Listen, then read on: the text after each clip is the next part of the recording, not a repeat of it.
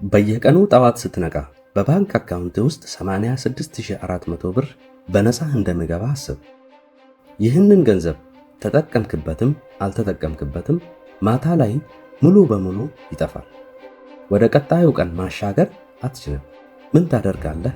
አንድም ሳንቲም እንዳይባክን በከፍተኛ ጥንቃቄ ትጠቀምበታለህ አይደል? ነገር ግን በየቀኑ ከዚያ የበለጠ ውድ ስጦታ ይሰጣል። 86400 ሰከንዶች። ይህ ስጦታ ጊዜ ይባላል። ትልቁ ጥያቄ ግን ይህንን ውድ ሀብትህን በነፃ ለሚዘርፉ ሰዎችና ነገሮች አሳልፈ እየሰጠህ ነው ወይስ ሕይወትህን ለሚቀይሩ እድሎች? እንኳን ወደ ስማርት ቼንጅ ጉዞ ቻናል በሰላም መጣችሁ።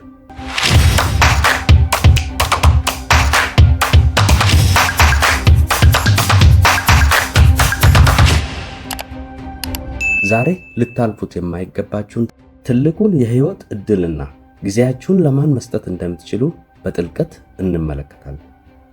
እስከ መጨረሻ አብራችሁን ከቆያችሁ ለጊዜያችሁ የምትሰጡት ዋጋ ሙሉ በሙሉ ይለወጣል። አብራችሁኝ ሁኑ።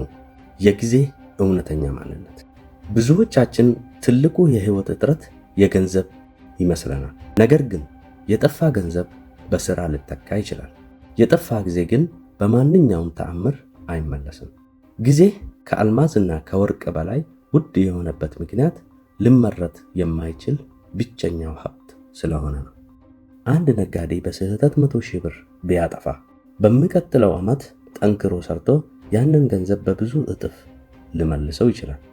ነገር ግን አንድ የ22 ዓመት ወጣት በሱስ ወይም ፍሬ በሌለው ወሬ 3 ዓመታትን ቢያባክን የትኛውንም ያህል ቢሊዮነር ቢሆን እነዚያን 3 ዓመታት በገንዘብ ገዝቶ ወደ 22 ዓመቱ መመለስ አይችልም።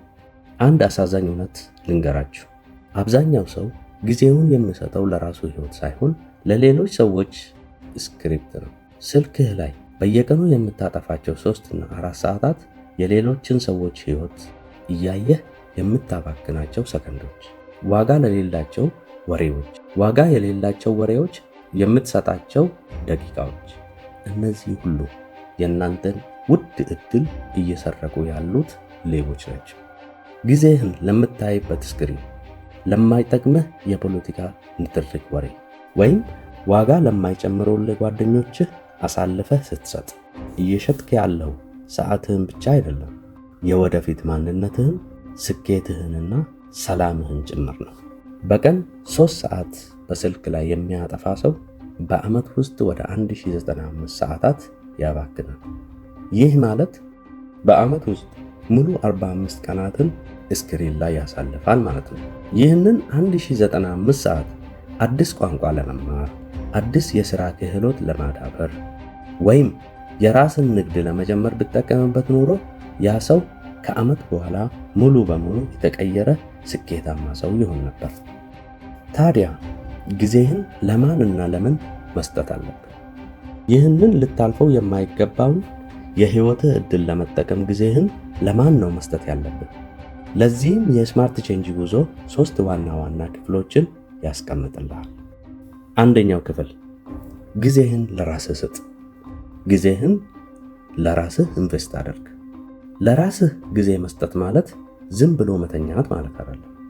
አይምሮህን የሚገነቡ መጽሐፍትን ለማንበብ፣ አዲስ ክህሎትን ለመማርና አካልህን ጤናማ ለማድረግ ጊዜ መድብ። በየቀኑ 30 ደቂቃ ብቻ ማንበብ በዓመት ውስጥ 12 እና ከዛ በላይ መጽሐፍትን እንድትጨርስ ያደርጋል። ይህ ደግሞ ከአስተሳሰብ ድህነት ነፃ ያወጣል። ሁለተኛው ጊዜህን ለህልምና ለራዕይ ስጥ። ሁሉም ሰው የራሱ የሆነ ትልቅ ህልም አለው። ነገር ግን ህልም ያለ ጊዜ ኢንቨስትመንት ተራ ምኞት ብቻ ሆኖ ይቀራል። በየቀኑ ለምትፈልገው የንግድ ሥራ፣ ለምትጀምረው አዲስ ፕሮጀክት ወይም ለምትፈልገው የህይወት ግብ ሳይቆራረጥ የምትሰጥ ያልተከፋፈለ ትኩረት ያስፈልጋል።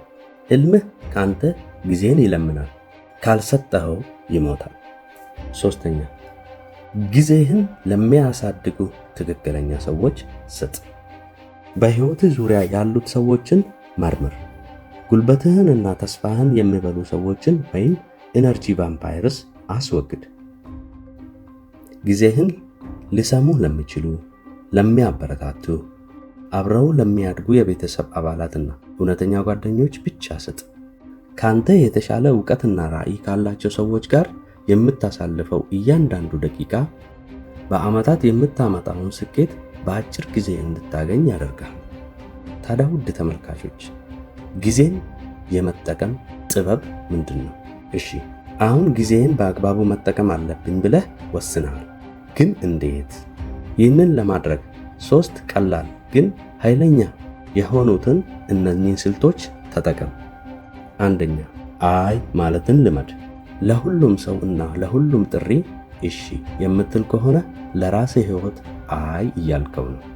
ላንተ ዋጋ የማይጨምሩ የትኛውንም ግብዣዎችና ስብሰባዎች በጨዋነት አይ ማለትን ተለማመድ። ሁለተኛ፣ የዲጂታል ጾም ወይም ዲጂታል ዲቶክስ አድርግ። ጠዋት ከእንቅልፍህ እንደነቃ የመጀመሪያውን 1 ሰዓት ስልክህን አትንካ። ያንን ጊዜ ለምስጋና፣ ለእቅድ እና ለአይምሮ ሰላም ስጠው። ማታም ከመተኛትህ በፊት በተመሳሳይ ስልክህን አርቀህ አስቀምጠው። ሶስተኛ፣ የ80 በ20 ሕግን ተጠቀም ወይም ፓሬቶ ፕሪንሲፕል።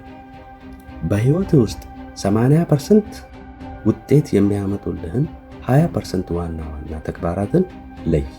ትኩረትህንም በእነዚህ ላይ ብቻ አድርግ።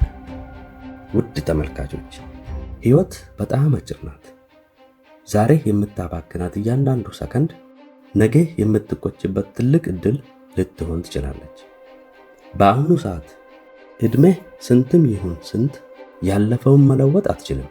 ነገር ግን ከዚች ሰከንድ ጀምሮ ጊዜህን ለማንና ለምን እንደምትሰጥ መወሰን ትችላለህ። ይህ ቪዲዮ ላንተ የተላከ የንቃት ደወል ነው። ዛሬውኑ ወስን። ጊዜህን ለስልክህ ማሳወቂያዎች ወይም ኖቲፊኬሽንስ አትስጥ። ጊዜህን ለራይክ ስጥ። ጊዜህን ለትርኪ ምርኪ ወሬዎች አትስጥ። ለግል እድገትህ ስጥ። ምክንያቱም ጊዜህን የሰጠኸው አካል ሕይወትህን እንዲገዛው እየፈቀድክለት ነው። ይህ ቪዲዮ አስተሳሰብህን ከቀየረው ሰብስክራይብ በማድረግ የስማርት ቼንጅ ጉዞ ቤተሰብ ሁን። ቪዲዮውን ላይክ አድርገው። እንዲሁም ጊዜያቸውን በአግባቡ መጠቀም ለሚገባቸው ውድ ጓደኞችህ ሼር አድርገው። ከታች ባለው ኮሜንት ላይ ከዛሬ ጀምሮ ጊዜህን ለህልሜ እሰጣለሁ ብለህ ጻፍልኝ። በሚቀጥለው ቪዲዮ ሕይወታችሁን የሚቀይሩ ምርጥ ሐሳቦችን ይዤላችሁ እስከምመለስ ድረስ ሰላም እና ስማርት ለውጥ ለሁላችሁም።